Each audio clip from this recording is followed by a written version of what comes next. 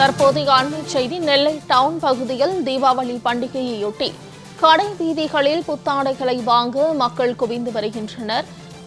இரவிலும் தொடர்கிறது தீபாவளி ஷாப்பிங். இன்னும் 2 தினங்களில் தீபாவளி பண்டிகை கொண்டாட உள்ள நிலையில் புத்தாடைகள், பட்டாசுகள், பலகாரங்கள் வாங்குவதில் பொதுமக்கள் மிகுந்த ஆர்வம் காட்டி வருகின்றனர். கூடுதல் தகவல்களை செய்தியாளர் செல்வராஜ் வழங்க கேட்கலாம். செல்வராஜ், தற்போது புத்தாடைகள், பட்டாசுகள் என்ற இனிப்பு வகைகள் என வாங்க மக்கள் எந்த அளவுக்கு ஆர்வம் காட்டி வராங்க? அங்கு பாதுகாப்பு பணி எந்த அளவுக்கு இருக்கு? கூடுதல் விவரங்கள். நிச்சயமா மோனிஷா, நாளை மறுதினம் தீபாவளி பண்டிகை கொண்டாடப்படுவதை ஒட்டி தீபாவளி பண்டிகைக்கு தேவையான ஆடைகள், பலசரக்கு ஜாமான்கள் மற்றும் அவர்களுக்கு தேவையான காய்கறி உள்ளிட்ட பொருட்களை வாங்குவதில் பொதுமக்கள் ஆர்வம் காட்டி வருகிறார்கள்.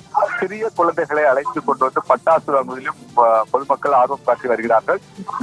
திருநெல்வேலி மாநகராட்சி பகுதிக்கு உட்பட்ட நெல்லை டவுனில் உள்ள வடக்கு ரதவீதி பகுதி என்பது ஜவுளி கடைகள் மற்றும் பட்டாசு மற்றும் இனிப்பு மற்றும் காரவைகள் விற்பனை செய்யக்கூடிய கடைகள் மிக அதிகமாக உள்ளன.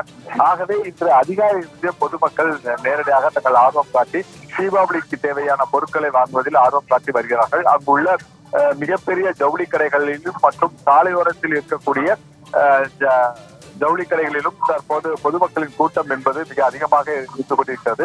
திருநெல்வேலி மாநகராட்சி பகுதிகளில் சுமார் 150க்கும் மேற்பட்ட இடங்களில் வந்து சிசிடிவி கேமரா மூலமாக காவல்துறையை கண்காணித்துக் கொண்டு வருகிறார்கள்.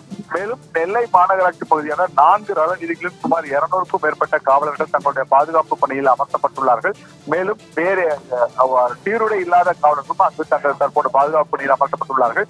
இன்று கிட்டத்தட்ட நள்ளிரவு வரை இந்த விற்பனை என்பது நடைபெறும் எனவும் அங்குள்ள வியாபாரிகள் தெரிவித்துள்ளார்கள்.